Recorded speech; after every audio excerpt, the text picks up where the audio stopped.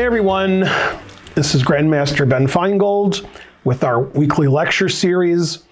This is Great Players of the Present, and luckily I wasn't perturbed about whether to say Great Players of the Present or Past, because our subject today is 19 years old.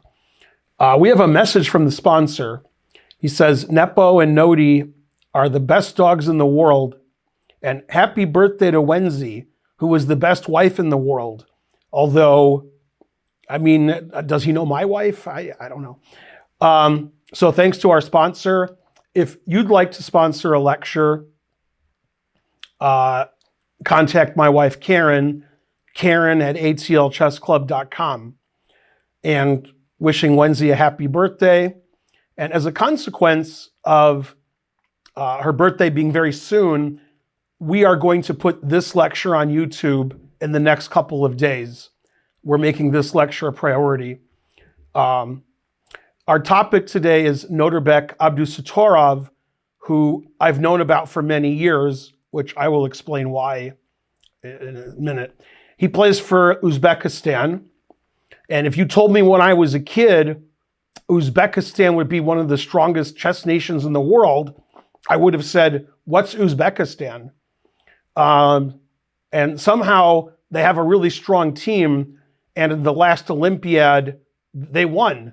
So you could argue they're the best country in the world. And not only is Nodirbek good, they have another Nodirbek who's also quite good. So it's the year of the Nodirbeks. Nodirbek, when he was 17, won the World Rapid Championship in 2021. He's the youngest ever world champion of anything. Carlsen was a world champion in Blitz when he was 18, but Abdusattorov broke the record. He was board one in the 2022 Olympiad for Uzbekistan. He won the silver medal, and the team won the gold medal. Okay, and then I told you I was going to get to where I know him from. And if you read the Wikipedia article, it talks about him being the world under-8 youth champion in 2012. And I was at that event. For several years, I was a coach for the United States for the World Under tournaments, World Under 8, World Under 10, World Under 12, etc. And I was in Maribor, Slovenia in 2012. Although I couldn't have told you it was 2012, except that I'm reading it. So, and he was either 7 or 8 years old. And I remember him from that tournament because I know who won all the sections and who the favorites were in the sections, because, you know, USA players would play them. And players from other sections are very strong right now. They talk about his career a little bit. When he was 11, he was top 100 juniors in the world, which is under 21. It's pretty good when you're 11. And they talk about all the events he's won and done well in, and so forth. Let's see, what has he done for us lately? 2023 World Cup. See, he didn't do well, it looks like. And in Norway Chess, which has all the best players in the world in May, they have a Blitz event right before the slow tournament. And he won the Blitz event ahead of Firouzja and Mamedyarov, and so forth. And currently, he is at his peak rating of 2744. That's his FIDE rating, making him 15th in the world, which is also his highest. Now, it's very popular to talk about Hans Niemann, so we get some views. So I'd like to point out, Hans Niemann recently, in the last few months, said he's on the road to the World Chess Championship, but a more serious contender would be Abdusattorov, who's younger than Hans Niemann, and he's about 85 points higher rated and has had a lot of success and is top 15 in the world. And most people say to me, do you think so-and-so will be world champion? And at the very highest of the list, Abdusattorov is sitting there.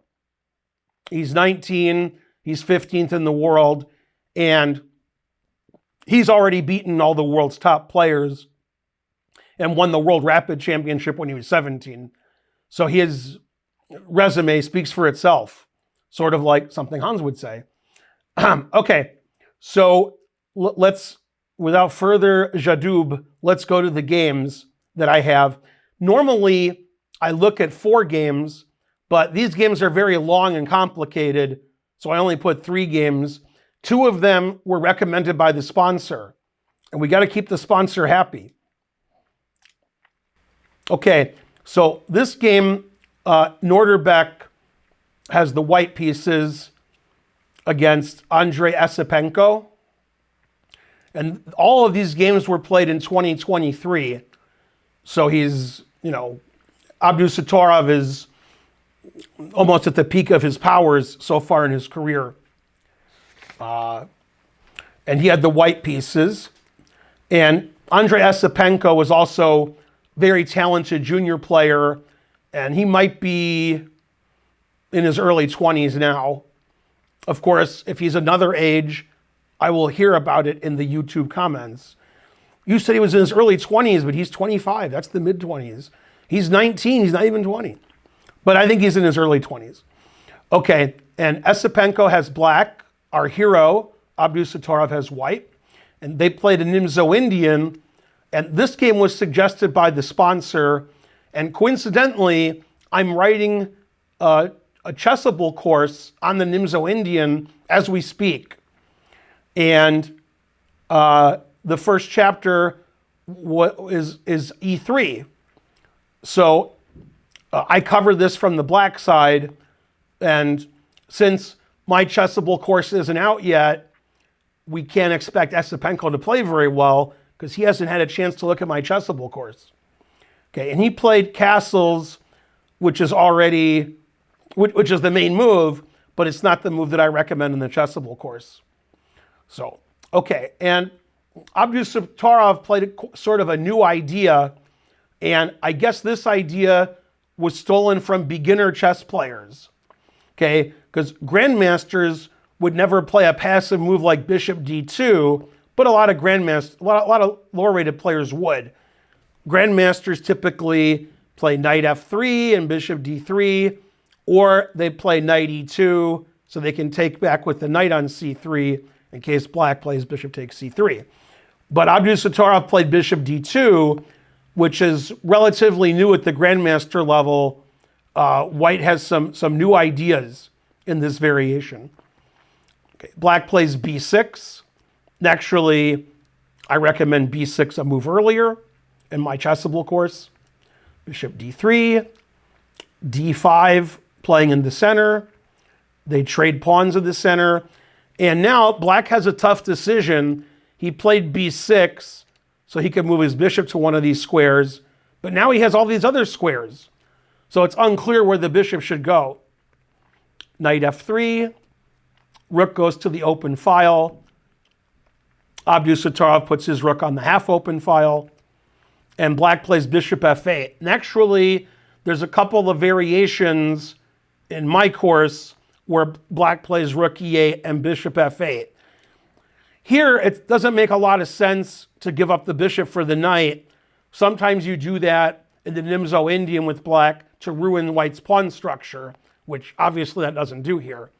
And so black wants to keep the bishop and eventually develop the queen side and equalize is the idea.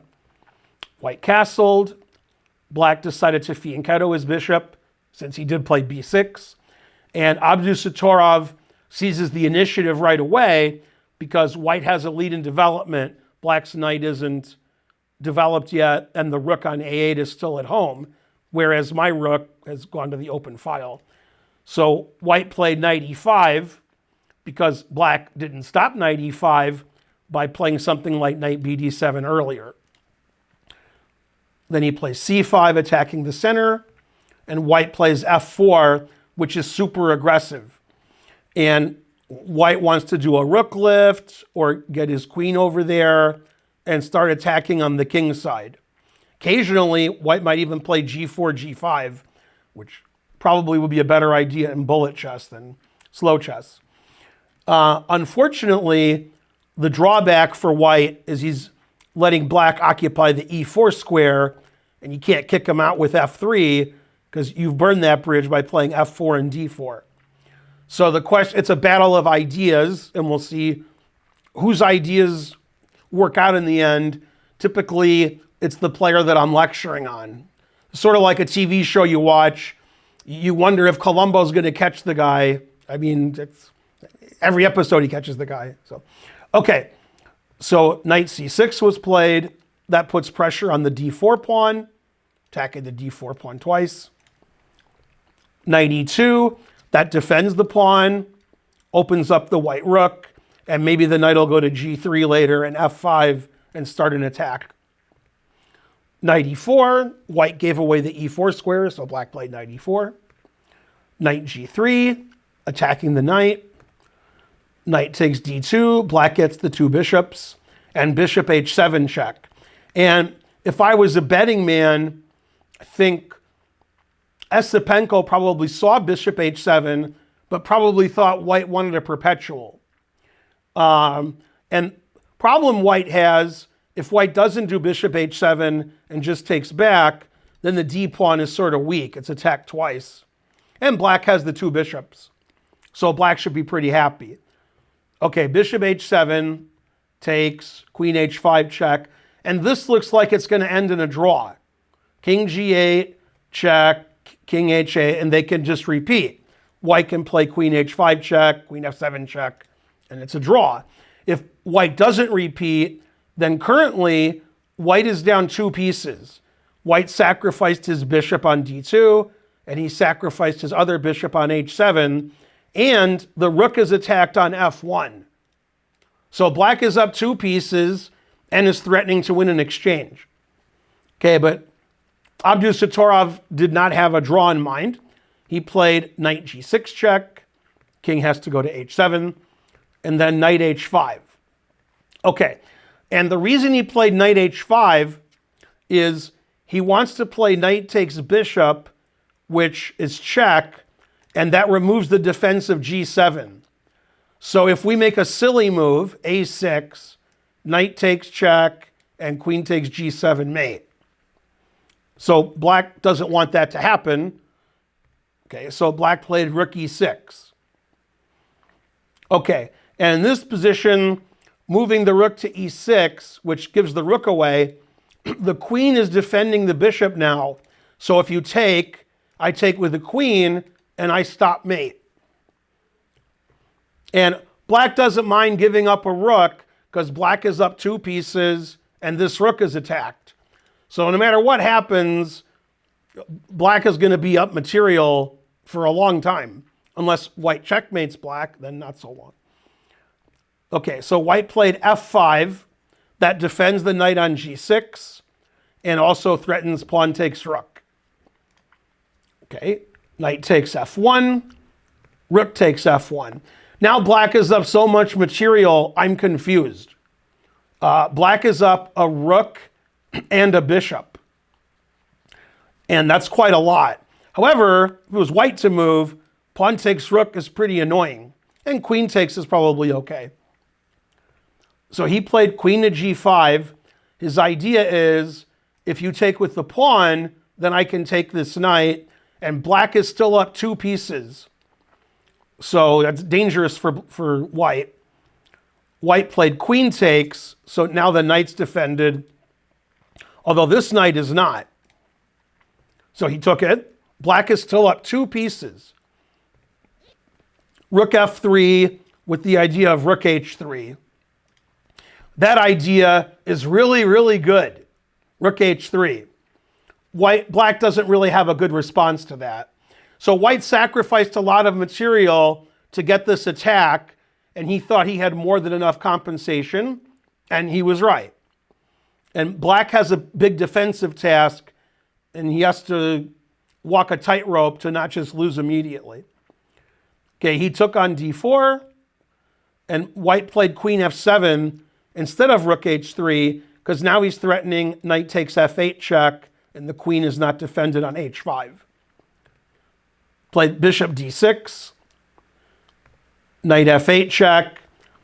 And in this position, black played rook takes knight. If black plays king h6, which defends his queen, then white can play rook h3, pinning the queen, and white has three very serious threats.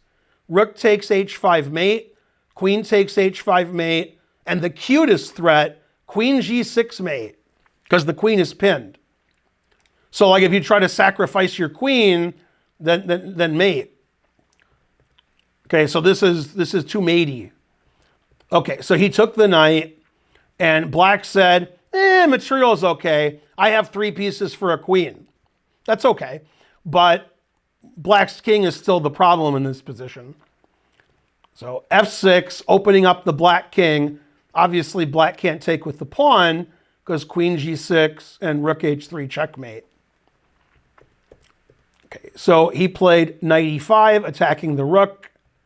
Rook f5, g6, forking the rook and the queen, and the knight defends the g pawn. Queen g5, pinning the pawn, takes on e3, white takes, and now we're threatening queen g6 check, queen g7 mate. So king f7. So in this position, white has a queen for two bishops, but black wants to play d4 and have two connected passed pawns. So white takes one of the passed pawns, sacrifices the exchange, and now white has a queen for a rook and a bishop, and also white's up a pawn, and white's threatening queen e7 check, which leads to mate. And if somehow black stops that mate, the bishop is also attacked. Okay, so he played rook to e8 attacking the queen. Queen moved away, and white just has a queen and a pawn for a rook and a bishop. So now it's just technique. Nothing serious is happening, and eventually white got his king side going. It made his f-pawn quite strong. King f2, king g3. Black's run out of checks. This pawn is too strong. This king is in trouble. White's up too much material. And most importantly, this is move 41, so they reached the time control. So probably they were in time trouble the last few moves since the game was so complex. And then in this position, Esipenko resigned because they got a lot of time on their clock. And he said, man, this position's no good. Okay, and white has several winning ideas. One is queen h4 and queen h7 check. That's going to win everything. And we could also come in with our queen this way.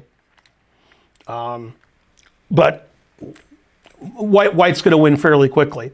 So black resigned. That was a very nice game from Abdusattorov.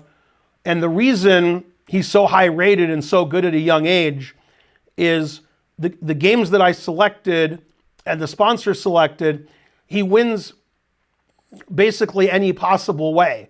Here he's sacrificing material, and then 20 moves later, he gets all his material back and has a winning endgame. And in some games, he outplays you positionally and gets a positional bind and beats you that way.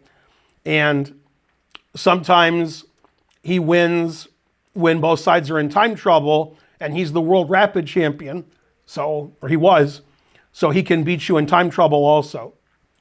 Okay, now you might say, I've never heard of Andrey Esipenko. That's fine. Okay, he's top 50 in the world. He's been famous grandmaster for a while. The next person you have heard of, in case you haven't heard of Esipenko, that's Magnus Carlsen. Okay, and this game was played last year in Tata Steel.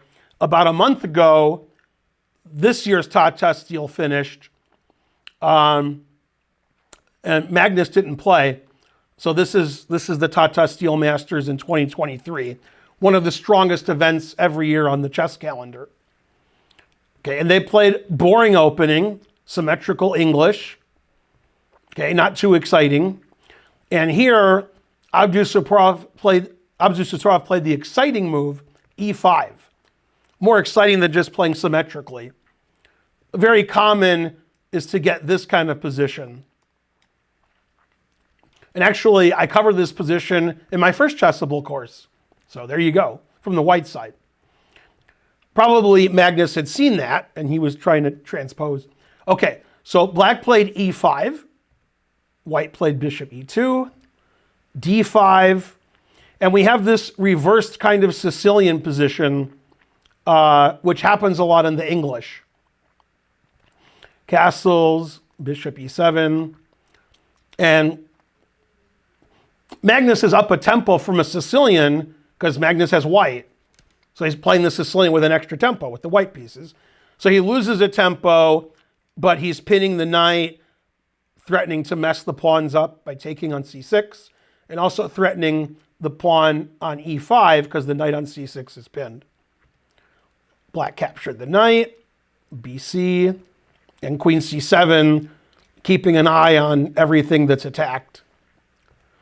d4, lots of trading on d4, and bishop d7.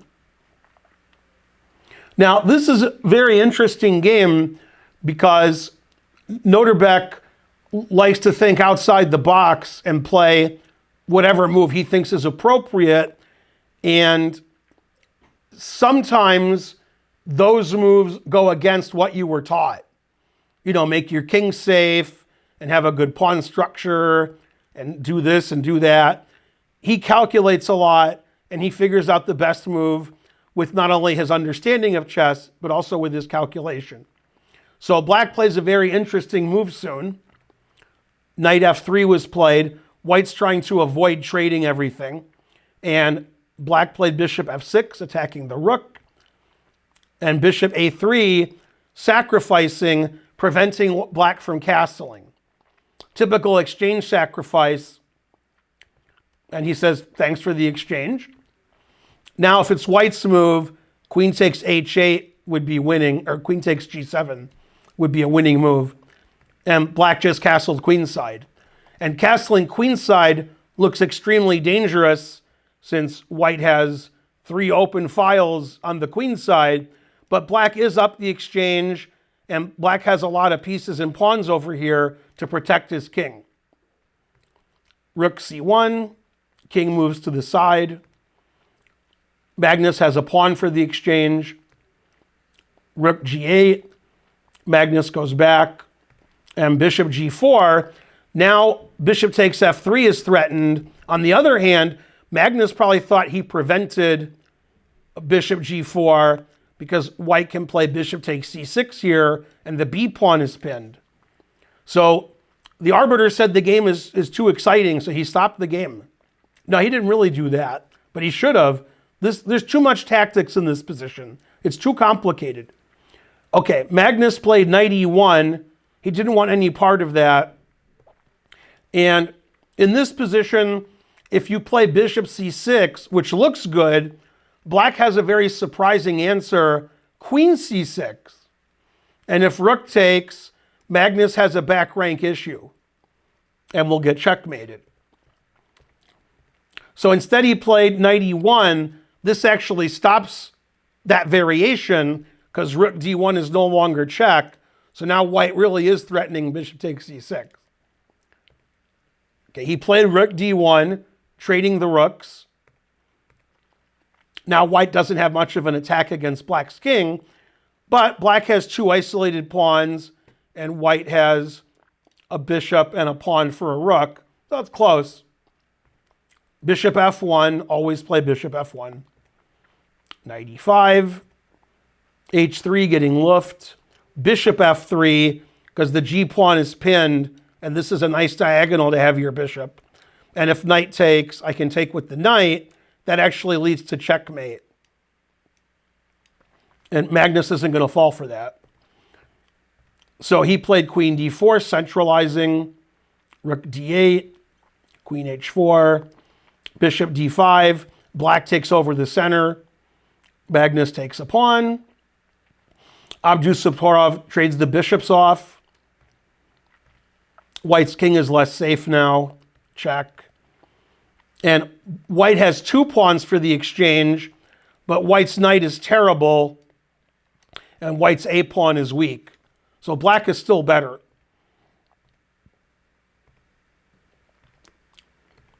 And they play some moves. He gets lift and tries to queen his passed pawn. Gets a square for his king in case of a back rank check. By the way, notice, in case you didn't notice, because I didn't mention it, for several moves you could take this, but queens go backwards too.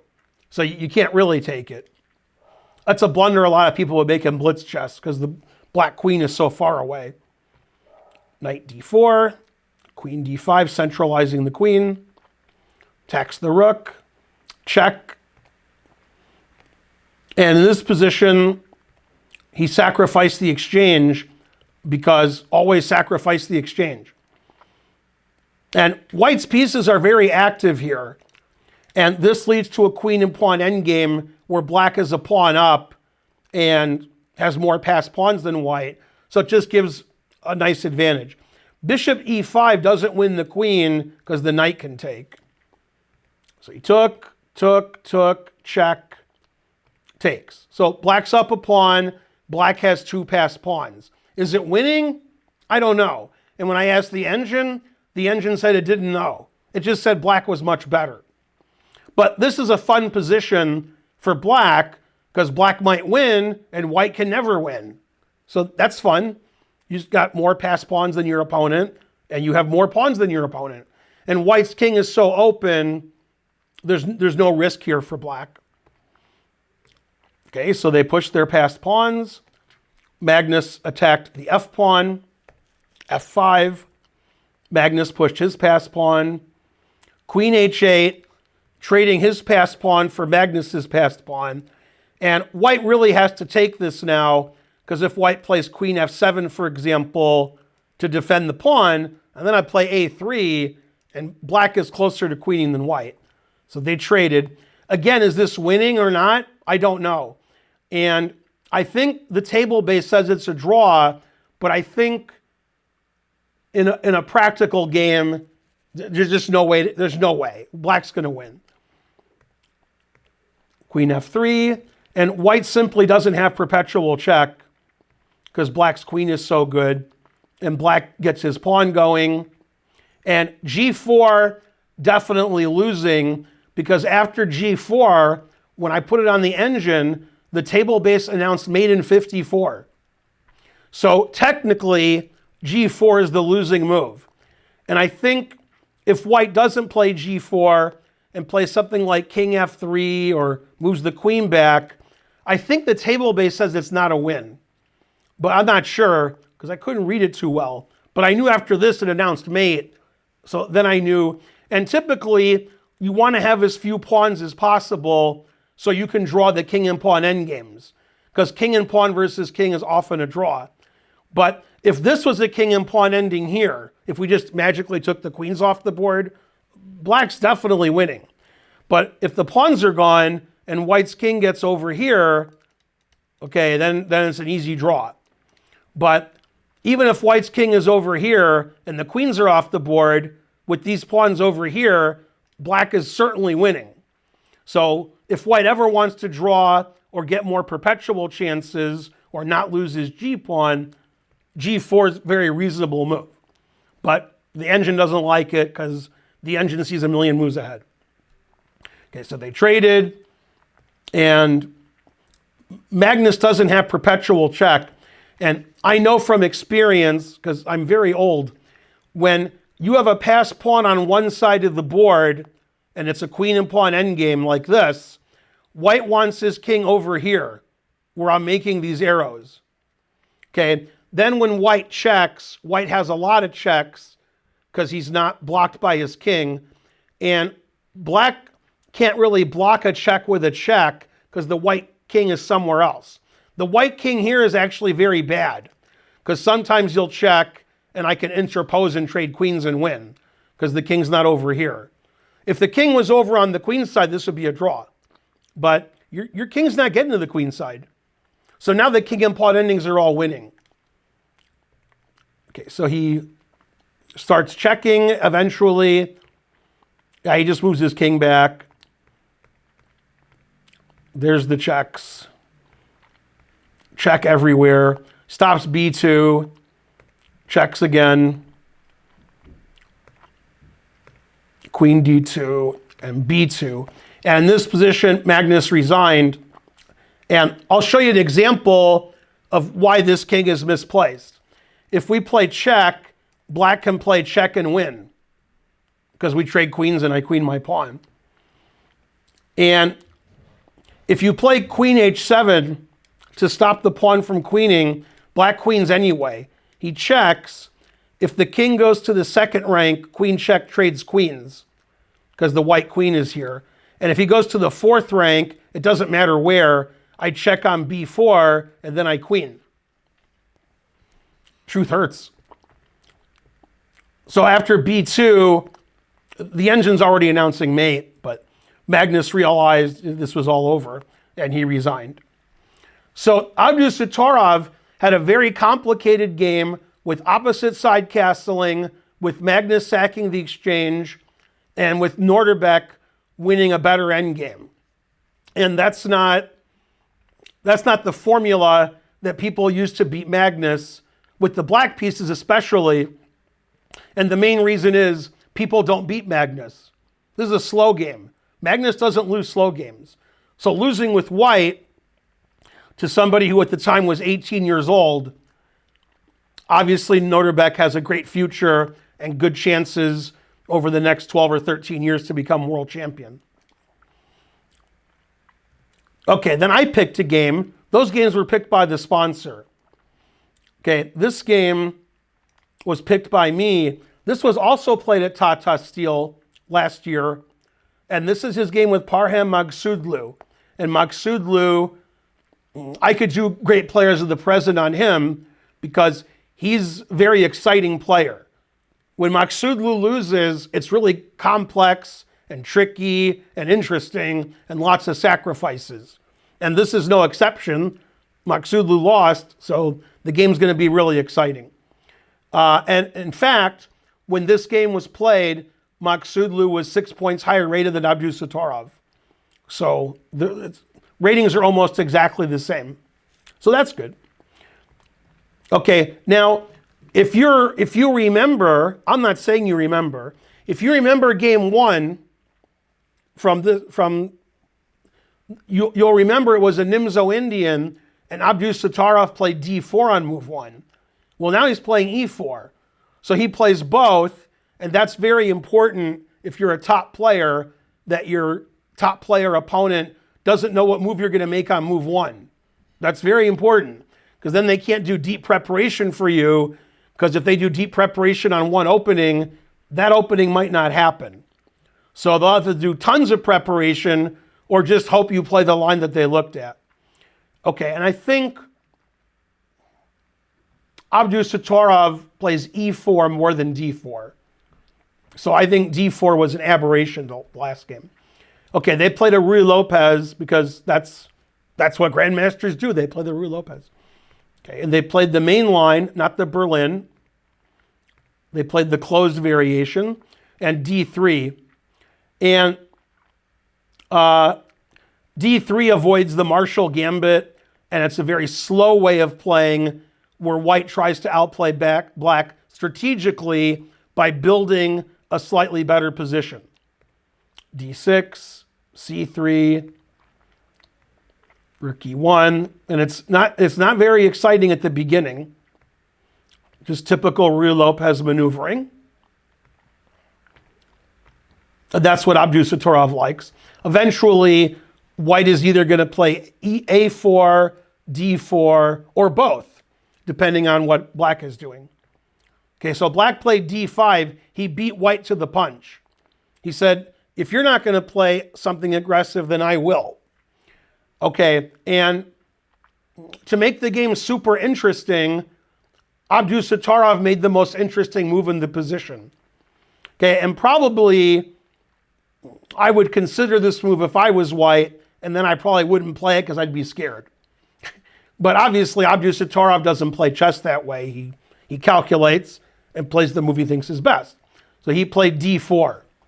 So now all the pawns are attacking each other. It's hard to calculate because there's lots of trades that could happen or could not happen. Now we see why white played h3. Black can't play bishop g4 and put pressure on white's center. by pinning the knight. So he took on e4, he took back, then he took on d4. Okay, and here, Abdusattorov played a slightly surprising move, but you know, if he just plays a normal move like taking back, well, then he has an isolated pawn in the center without any good compensation. And since black's pieces over here haven't moved yet, and this knight can be pinned, he played bishop g5. Okay, and this actually has a threat. If black makes a nothing move, we play knight takes knight check, then we take the rook with check, and then we take the bishop, and white wins a bishop. So black actually has to prevent white from doing that. And black has many ways to do it.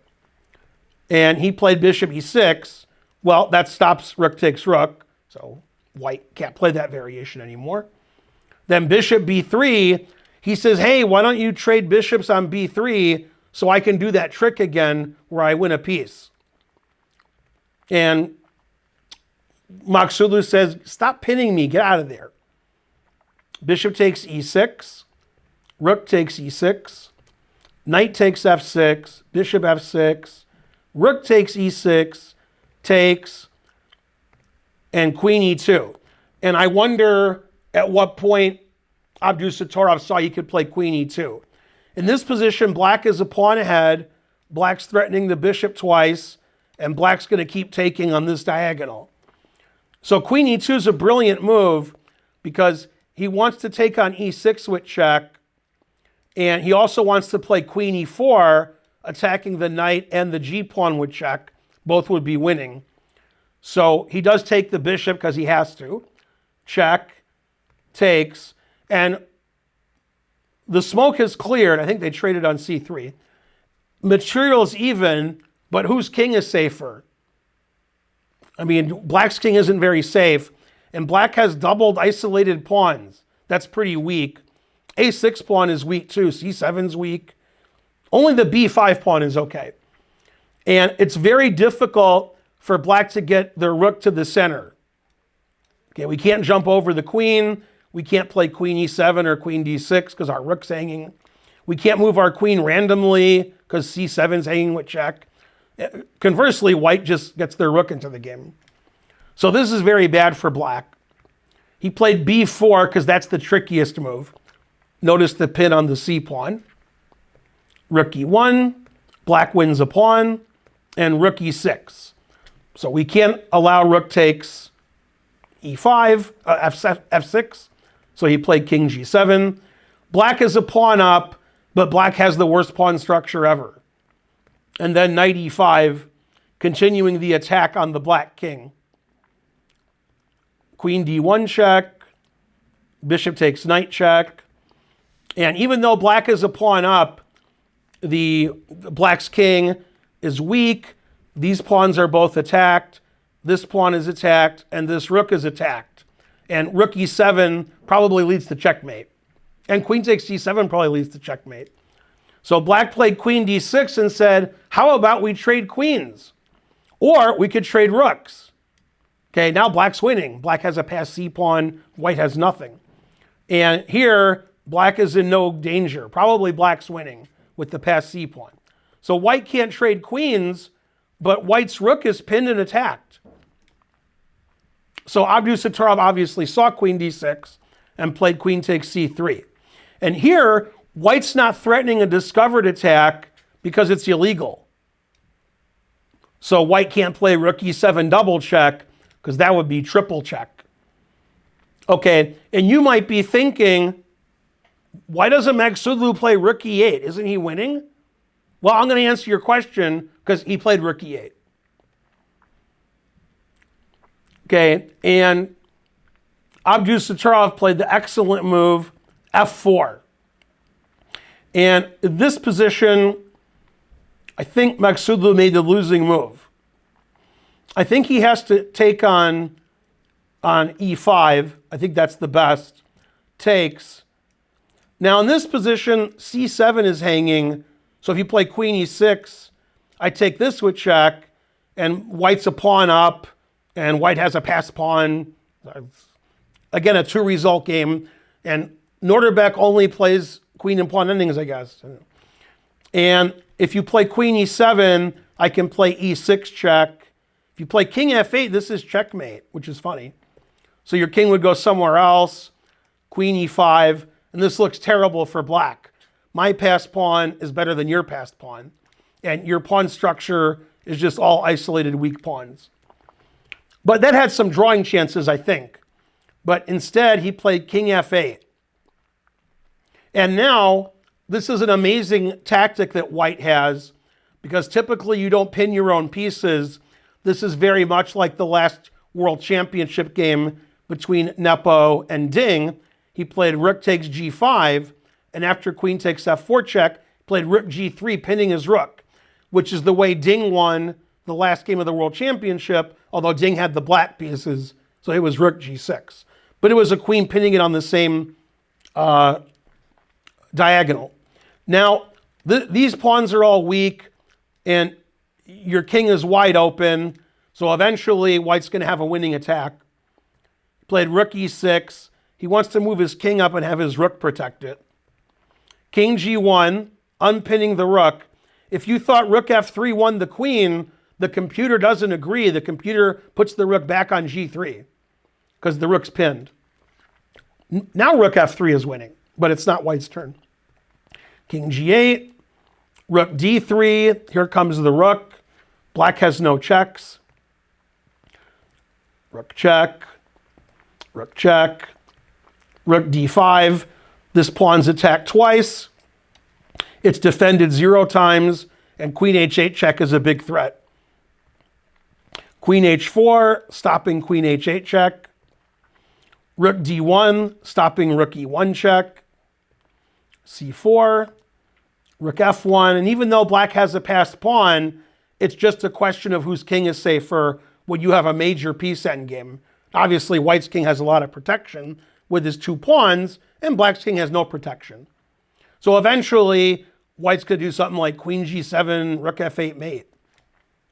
So he played king d7 because he must have heard me. Queen b4. Now white can check on f7, or white can check on b7. Black checks first.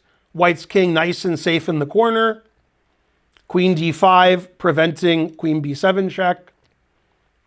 Queen f8. Rook e7, stopping rook f7 check. Queen f6, attacking all of black's pawns. Rook h7. Rook h7 is a mistake, although I think he's losing anyway, because he wanted to play rook takes h3 check. A nice trick because the pawn is pinned. And white just played rook f4 and ignored it. And black realized he can't take with check because after king g1, if you play queen d1 check, rook f1, now your rook is hanging and your queen is hanging. And you don't have any checks. And the only move that black can play here to save his rook and save his queen is rook d3. Then the engine says queen g7 wins. If the king goes to the back rank, rook f8. And if the king goes up, I take with check, and black has the same problem. Queen d6, rook f6, king c5 or king b5, rook f5. And if the king goes back, rook f7, and white has a mating attack. One way or the other. White's going to checkmate black or win the queen. So you actually can't take on h3, which Abdusattorov figured out by playing rook f4. So he played king c7, which avoids rook d4. Rook d4, now the queen can move. He tries to trade queens. White says no. a4 is a funny move, trying to kick the queen away from a nice defensive square. And basically, black's king is just too terrible. Queen b8 check is the threat. And now the queen's coming into b7 or b8. There's no defense. Here comes the queen. White's a pawn up. Black has to go back. If black moves his king up, rook b5 wins his queen. Now, white's 2 pawns up. King to e7. If black plays rook takes h3 check, king g1, Now white's threatening rook b7, which leads to mate, well, after king g1. I can't play king g1? Oh, I'm sorry, the queen's on c5. I thought the queen was on d5. Yeah, I just take the rook. Okay, so that doesn't work. Okay, so king d7, obviously black's lost now. Black's down 2 pawns for nothing, 2 passed pawns, and black's king is super open. And white has a passed pawn on a6. Check, check, check. Queen h4 check. And what's funny is, if you play rook e6, winning the queen, black checkmates you. It's never too late to blunder. Imagine you play rook e6 thinking you're winning, then the guy checkmates you. Endings are complicated. So he played queen h4 check. Now if you play queen f4, I play rook b4 check, and that's good for white. If you play king d5, I play rook b5 check, and that's good for white. So black chose the third option, which loses the quickest, so he gets put out of his misery. Instead of losing his queen and being forced to resign, he just got checkmated and won. Queen g4 mate. So great technique by Abdusattorov, great sacrifices earlier. And basically, the reason white won is his king was always safer than black's king. Although black was threatening rook d1 checkmate at some point. So even with 2 pawns in front of the king, we have to be careful when a queen and rook are attacking it. That could be dangerous. Anyway, I'd like to thank our sponsor, and thanks to his wife who's having a birthday. If you'd like to sponsor a lecture, contact my wife Karen. Her email's karen@atlchessclub.com. I'm Grandmaster Ben Feingold. Please like and subscribe and leave a comment. And I'll see you guys next time with Lectures with Ben, the weekly lectures. Go Ben. Bye, everyone.